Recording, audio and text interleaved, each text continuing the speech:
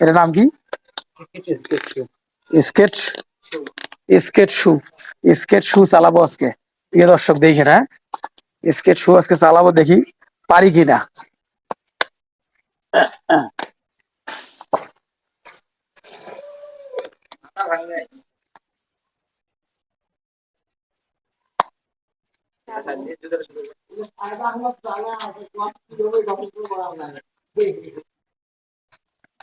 আসলে উঠে দাঁড়ানোটা গেলে বড় জিনিস। কার হাত মুসকিছে ওর, আমার পায়ে ফাল গেছে যে প্যান্ট ছিঁড়িয়ে।